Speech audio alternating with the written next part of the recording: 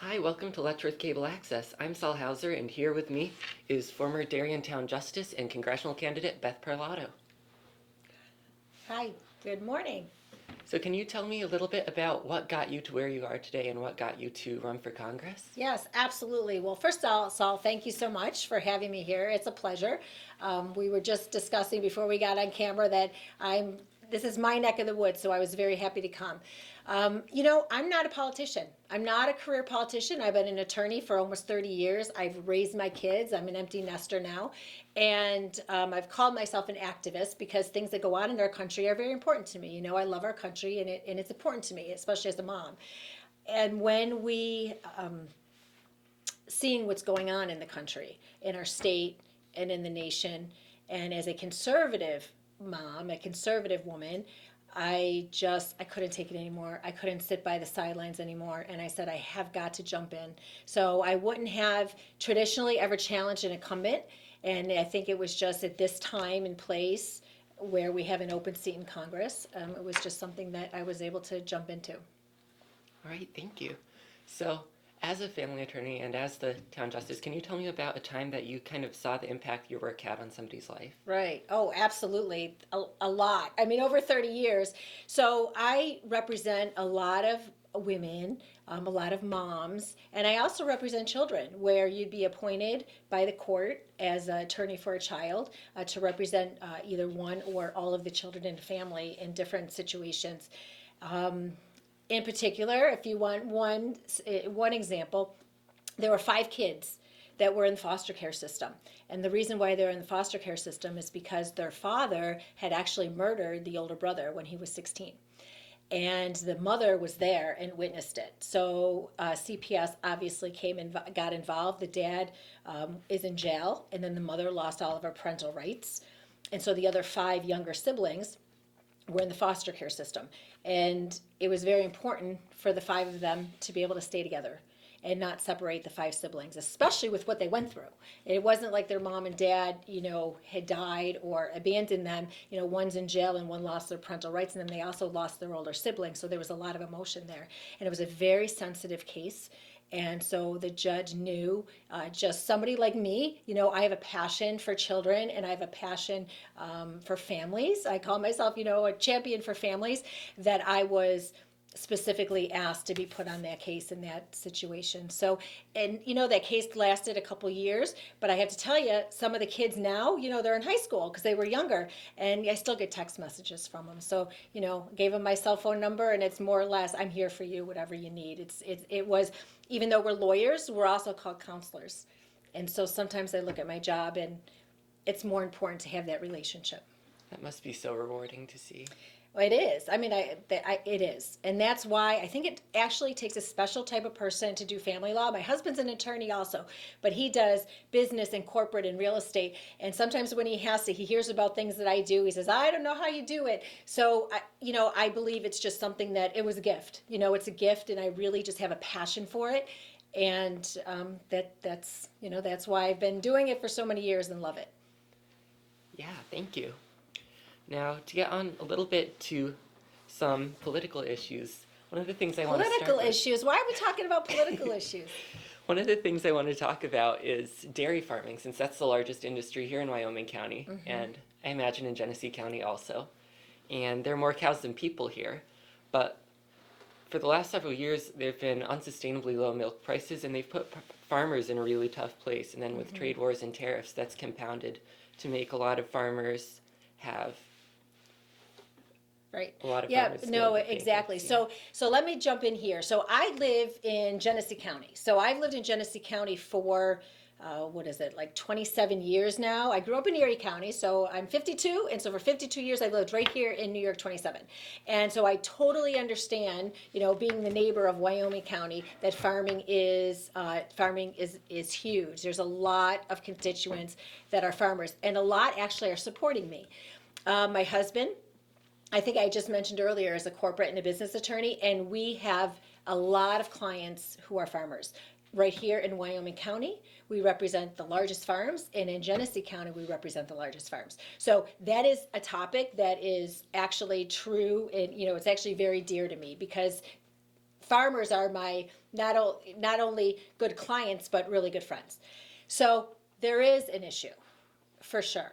And some of it has to do with what's going on in New York State with Cuomo and the laws that were passed. And then some of it has to do actually federally.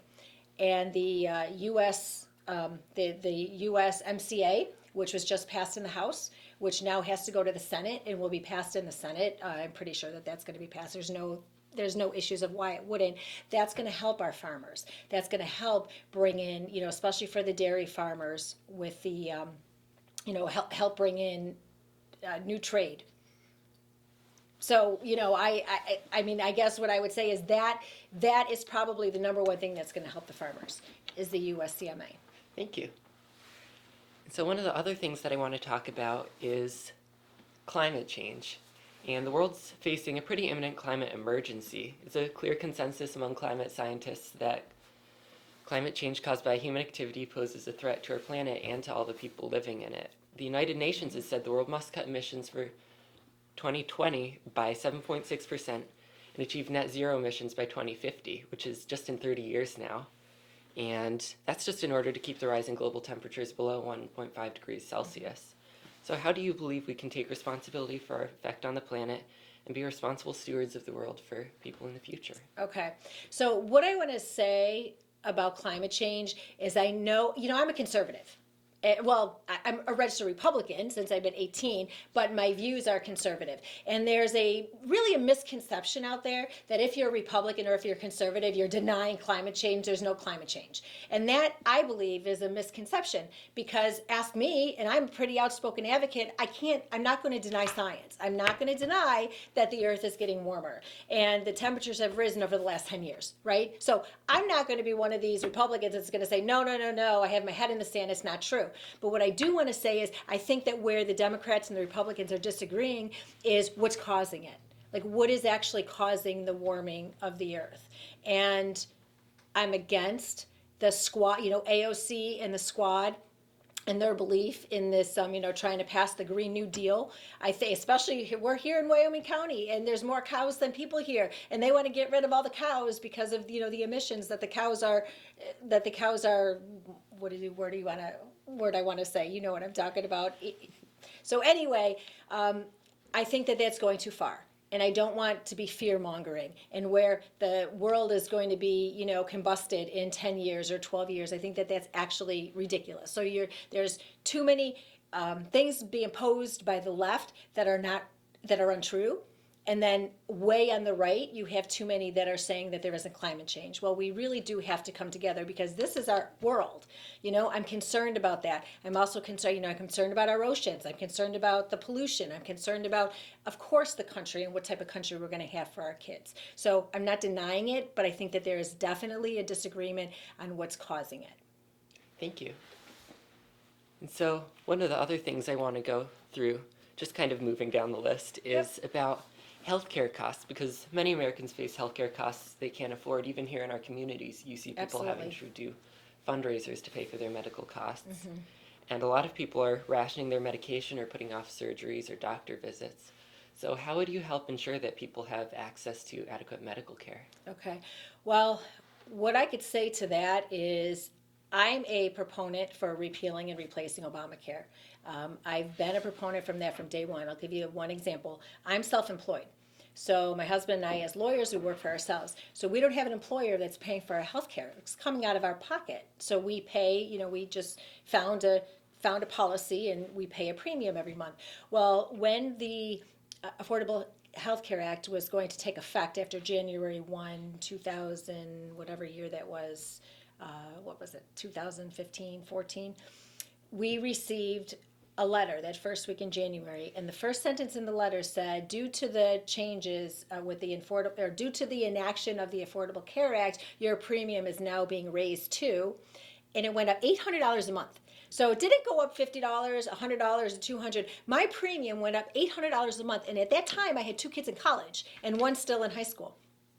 So I think that for somebody like me, that's so unrealistic. I didn't have a choice. We had to pay it. So I'm a proponent. I'm not a proponent for the government taking over healthcare. When the government gets their hands on things, it gets, I believe, cost gets increased, and it's not going to get better. We're not getting better costs. Look what's going on in New York State. Everything, all the costs has increased, and we have how many billions of dollars in debt now that the governor doesn't know how we're going to be able to pay it. So I think that it still should be privatized, and I think we need competition, and not only competition within the states, but competition between states. So I think that the market will draw that if somebody like you or somebody like me can go to Pennsylvania or Ohio and get a better policy that's going to be covered, that will cover us and cover our doctors and pre-existing conditions and everything else, that's going to drive the cost down. I'm not going to sit here and say that medical costs aren't skyrocketed, because they are. It's absolutely insane. I just told you what my premium went to. I pay $25,000 a year in health insurance. It's insane. So something has to be done. But I believe, especially on the national level in Congress, that the first thing we have to do is we have to get a better plan. Thank you. And so I want to talk a little bit about education also, because in your platform you talk about the U.S. using a one-size-fits-all sort of approach to education. And you say it's detrimental to learning. So how would you kind of take that and change that to be more inclusive of people with different learning needs? Right, and that's exactly where I'm coming from, because I had 3 kids, and I have my oldest, who was a learner. You know, she just everything came to her very quickly and naturally. I had a middle daughter who didn't, and then I have a son who had dyslexia. So I had 3 kids who all had different learning styles. You go to the public school system, and it is a one size fits all. You sitting in a classroom with 30, 35, 40 kids with one teacher. Some of the school districts, if they have enough funding, then they're going to have an aide in the class, and everybody is taught the same way, and there's not the individualized attention. I've raised my kids, so I've gone through it. So I'm not just talking, just talking that I don't know what I'm talking about. I've been in a public school system. I've been in a private school system, and I even did homeschooling for 2 years when my oldest was younger. So I've done all of it. I'm a proponent of vouchers. I'm a proponent for the parents to have the choice, that I should be able to have the choice of what I want to do and where I want to send my kids, not send my child to a school just because that happens to be where I live. So I believe for sure that we need to have, choice, school choice. The parents should have school choice. The other thing is, I think that the federal government, I like less government. The federal government is too big. And Department of Education. So you have the federal government setting all these mandates on 50 states, but maybe what a child needs in New York City is going to be different what a kid needs right here in Wyoming County, or what somebody's going to need at the border in McAllen, Texas. And so we can't have a one-size-fits-all. It has to be, I think education needs to go to the states. The federal government should have their hands on it. They shouldn't have the hands on the mandates. It needs to go to the states and let each state dictate what has to be done in their educational system. Thank you. Now, something I want to talk about is actually a law that was passed here in New York State, the Gender Expression Non-Discrimination Act, which just passed last year, and it prohibits discrimination based on gender identity or expression, and that's from the summary of the law on the State Senate website. So 2 candidates in this race were in the State Senate and had the opportunity to vote on this bill, and neither one voted on it, or voted for it. So there's no national law that offers similar protections. If a similar bill came before you in Congress, how would you vote on it? Okay, so what I'm thinking you're referring to nationally is it did come last spring, I believe, maybe May or June, the Equality Act that went to the House. So New York State, we have this. So some of the states, I think New York, California, maybe New Hampshire. There's a few states, maybe Colorado, that do have that type of law. It hasn't passed federally. I would have to say that I would vote no. If I was in Congress when that Equality Act came up for a vote, I would not have voted for it either. What I think it does is it doesn't do what they want you to believe it does. So it's not anything about discrimination.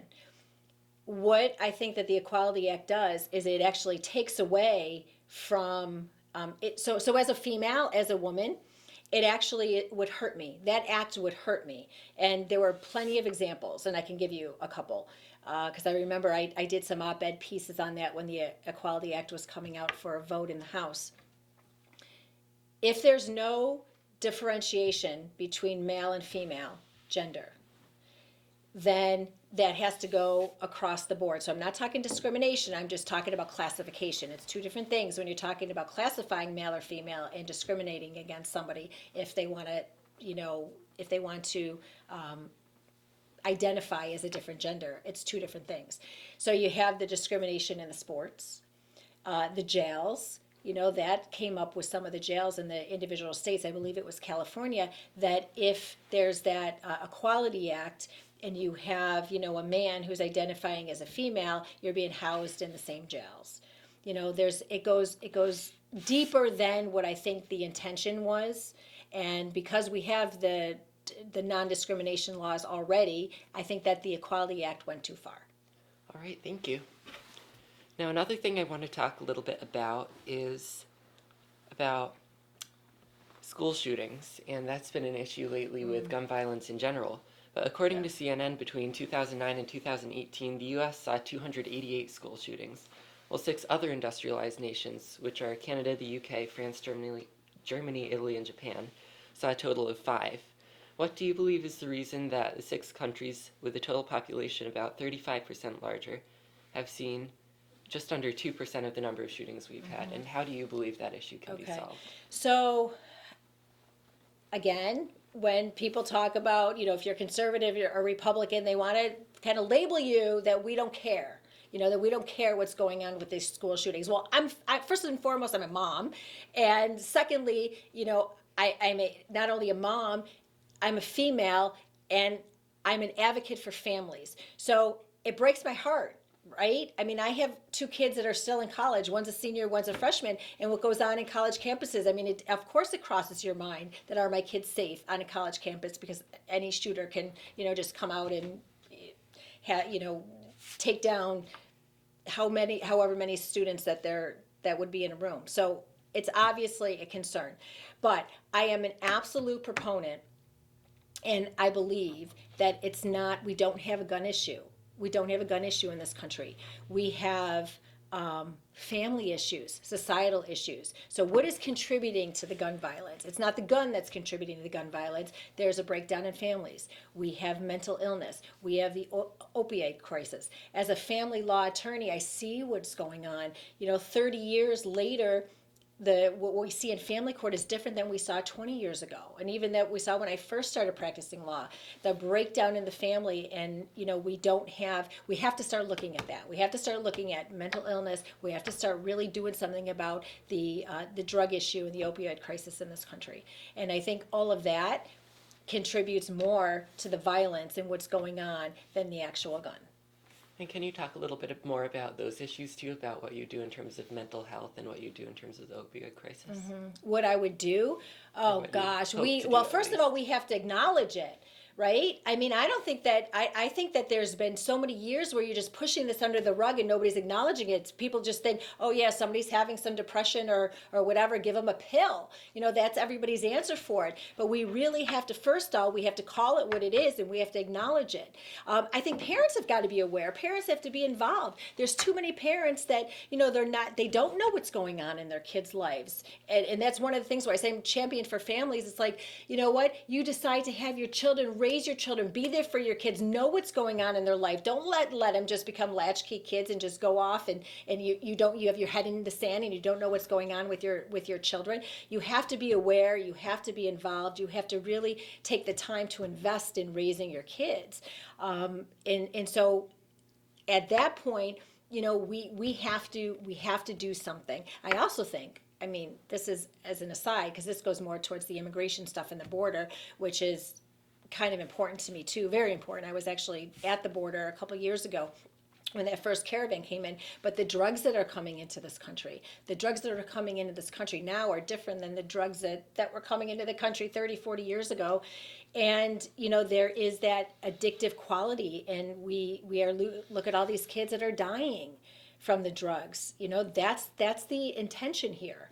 And we've got to get a handle on it. We have to do something about it. But I don't necessarily think it's always the government's job, right? It's starting with the families. It has to start in your home.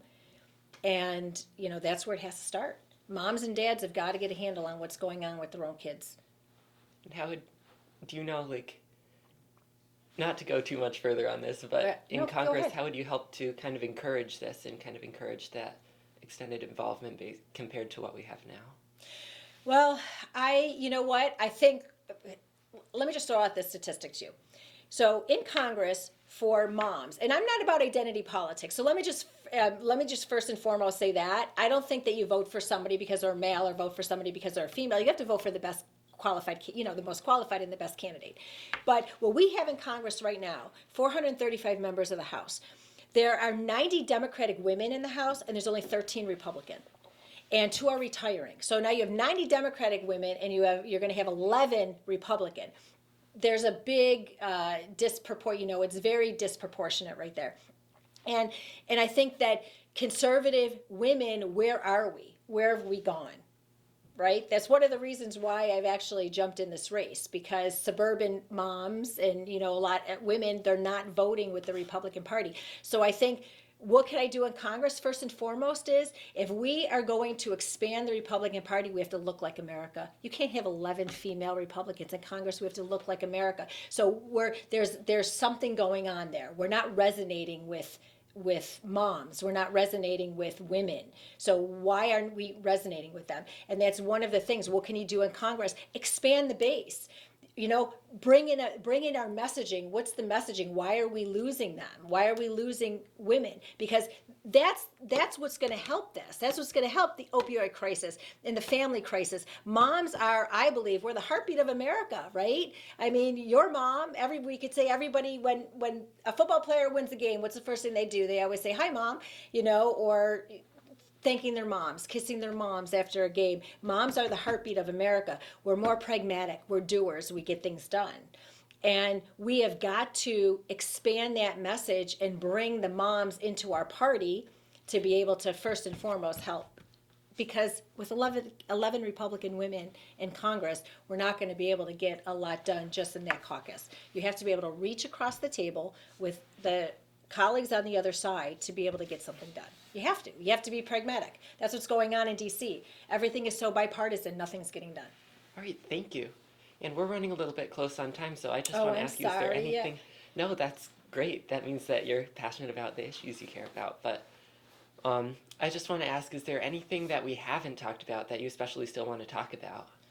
Well, I guess what I would just want to say personally is not more on a topic, but just personally of why I'm in this race. I didn't jump into a congressional race to build a political career. Really, we have the swamp in Albany, we have the swamp in DC, we have people that are jumping in to build political careers because they look at it as a stepping stone, and that's why they want to go to Congress. And I think that's what's wrong. That's what's wrong with all of these people in Congress, is because they're not doing it to really help the American people and get things done. They're there to build a political career, and they want to make sure they make the right decision based on whether or not they're going to get reelected, because every 2 years they continue to run. It has nothing to do with building a political career. I already have a career. I think that we need something different.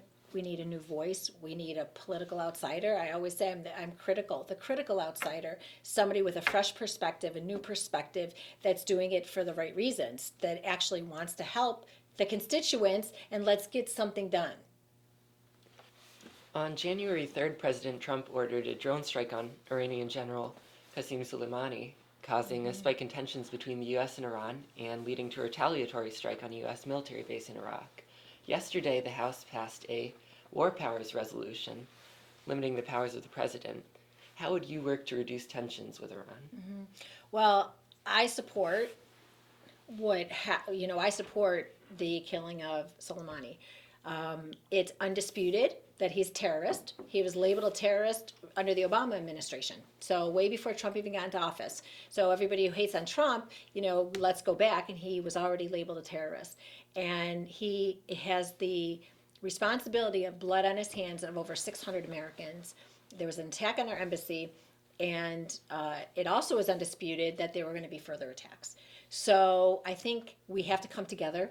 It shouldn't be as partisan as it is. We have to come together, and we have to, America first. We have to support America, and we have to support what happened, what the military did and what the president ordered. Do I want a war with Iran? Absolutely not. who the heck wants war? No, I don't want war. But I think that the House overstepped their bounds when they called for this war powers resolution, which is why I believe it was 6 Democrats didn't even vote with the Democrats, ended up voting no with the Republicans yesterday. And I think that one of the reasons for that you had people breaking off, is because the president didn't declare war. There was no declaration of war. And every president before him when there was an imminent threat to America or American citizens, the presidents had the authority to be able to call for a strike like he did against Soleimani. And there was no war declared. There was no need for a war powers resolution. I personally think that a lot of the left wing in the Democratic caucus of the House, I think their hatred of Trump surpasses any of it. And so no matter what he does, they're not going to like.